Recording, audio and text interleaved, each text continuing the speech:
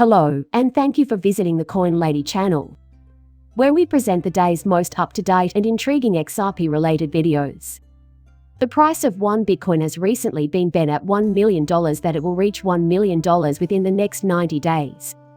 In this video, I'll break down the specifics of this wager, including who made it, why, and my prediction for its outcome. Possible shifts in the XRP price are something else I wish to broach. How likely do I think it is that XRP will go on a parabolic run similar to this one? In this video, we'll analyze this, so make sure you watch all the way to the end. Start the video right now, please. Let me share one of my current forecasts before we get into the Bitcoin $1 million wager. There's been some recent developments that have cast serious doubt on the integrity of the company's original founder. Tron's creator, Justin Sun, has made a $1.5 billion bid to acquire Credit Suisse. Is it okay, in my opinion, for Justin Sun to do this on his own? From my perspective, this is totally absurd. It seems absurd that Justin Sun would want to buy Credit Suisse. Justin Sun has been scrambling to find a wide range of products. Considering the number of defunct crypto companies and other players in the traditional banking system, I don't see how this makes any sense. I won't go into great detail about the shady history I've heard about Justin Sun and Tron right now, but rest assured that I have heard some pretty damning stuff about him before. There's nothing that points to his specific mistakes. There are merely a few peculiarities in his relationship with Tether. Multiple changes of status occurred. This is just one example where I wanted to call attention to the illogic because it exists. 1. What does Justin Sun plan to do with the money from Credit Suisse? Considering Credit Suisse is widely considered to have one of the worst management teams of any major bank, it is difficult to fathom why he would want to buy the company. He can't just buy it and expect everyone to immediately begin using the Tron network. That's not how it's going to work out. Every Credit Suisse customer is a traditionalist. Just because Justin Sun buys Tron doesn't mean everyone will immediately start using it. The whole thing just doesn't make sense to me. It demonstrates a level of arrogance I think I encountered in Dogecoin, and I fear that Tron would end up in a similar situation. For my part, I think this is a very irresponsible move on the part of Justin Sun. Being the mature adults that they are, the Ripple team knows how to run a legitimate business and would never waste money on pointless assets like these, so I was surprised to see this. Just thought I'd throw that out there since I'm now working in the cryptocurrency industry. Seeing adults worshipping immature people like Justin Sun and Dequan, who run multi-billion-dollar payment networks, is one of the most bizarre things I've ever seen. Why two of the most responsible people in cryptocurrency, Brad Garlinghouse and David Schwartz, get a bad rap is beyond me. People like Justin Sun, who do something so incredibly stupid, are lauded by everyone. I guess we'll find out how things pan out. I could be completely wrong. In this scenario, Justin Sun acquires Credit Suisse and turns it into the largest cryptocurrency bank in the world. I'd risk money on something that'll never happen, and the very idea makes me think he has no idea what's going on in the world. Now that we've covered the basics, let's move on to Bitcoin. Balaji wagered $1 million on a single hand.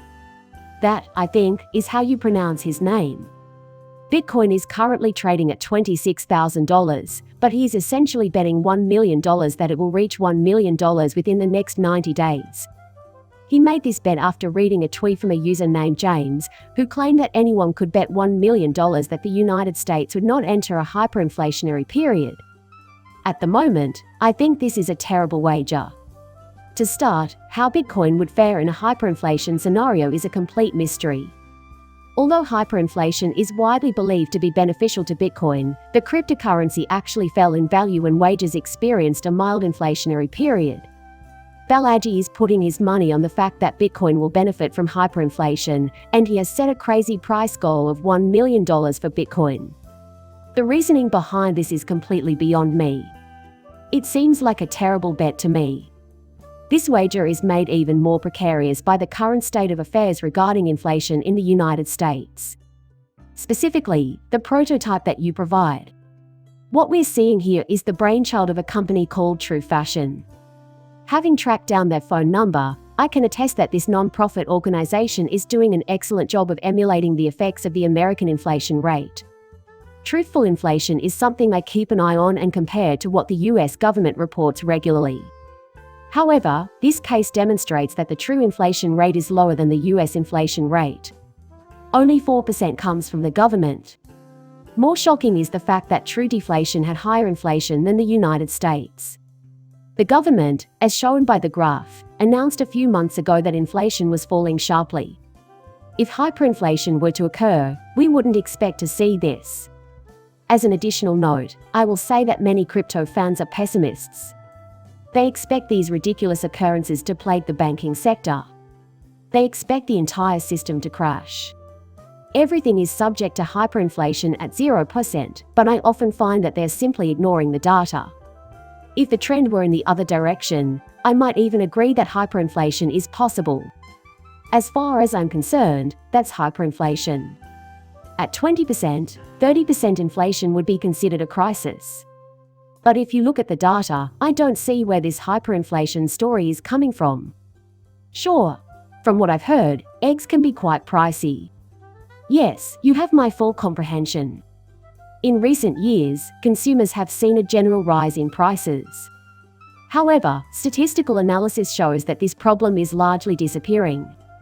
The claim that hyperinflation, which is not happening at the moment, would cause Bitcoin's price to soar to $1 million is, in my opinion, completely absurd. That seems like a terrible bet to me. Bitcoin is currently making good progress. The bet was made a little more than 24 hours ago, and Bitcoin is currently trading at around $28,000. Bitcoin seems to be doing fine, but I find it completely implausible that its value will double in the next 3 months. Let's further assume that hyperinflation, of which the economy shows no signs, is the cause. Keep safety in mind. Many people who are interested in cryptography anticipate that the end of days is near. They make up these ludicrous scenarios in their heads, but there's usually not much evidence to back them up. I want to make it clear that I do think hyperinflation will happen in other parts of the world. Yet, I think it's ridiculous to say that it's happening now in terms of the US dollar. Even if it did make its way into the US economy, I don't think it would happen in the next 3 months.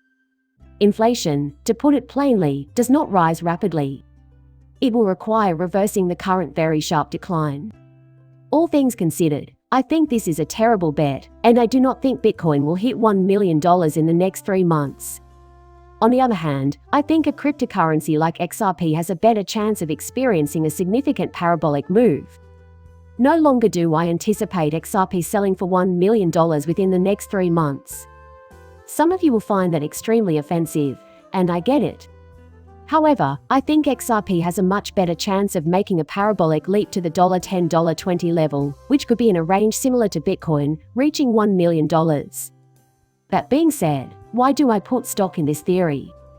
Hyperinflation might cause XRP to rise from $10 to $20, but I won't bet on it. Due to the growing popularity of the network, XRP is now able to provide genuine value to its users. The XRP price will increase. Bitcoin is problematic because it is emblematic of the end of the world. Individuals who cripple their assets do so because they value privacy and independence from the state. The truth is that XRP shares all of these characteristics with other cryptocurrencies, and it also serves as a payment network that is utilized by banks around the world to effect interbank settlement. Given that XRP's rails make it a more practical payment option than Bitcoin's, the cryptocurrency's price has room to grow. More people will adopt HODL and create projects on the XRP ledger if it is used as a neutral settlement layer. Because of this increased demand for liquidity, the XRP price will have to rise. In my opinion, XRP still has a long way to go before it can achieve widespread mainstream use. A further driver that I failed to mention is the possibility that a month from now XRP will be the only cryptocurrency with regulatory clarity in the United States. There won't be any new regulations in the United States for cryptocurrencies for at least another 2 years. You're one of the select few. Global cryptocurrencies. In the US financial markets, XRP will soon be classified as an asset other than a security. As a result, XRP is now one of the few cryptocurrencies that can be transacted with by institutions, which should increase its value. Due to their interest in learning more about cryptocurrency, these institutions will soon feel pressured into adopting XRP. Anyway, I value your attention greatly. I trust you found this update interesting. To show your appreciation, click the like and subscribe buttons. See you in the next video. Bye.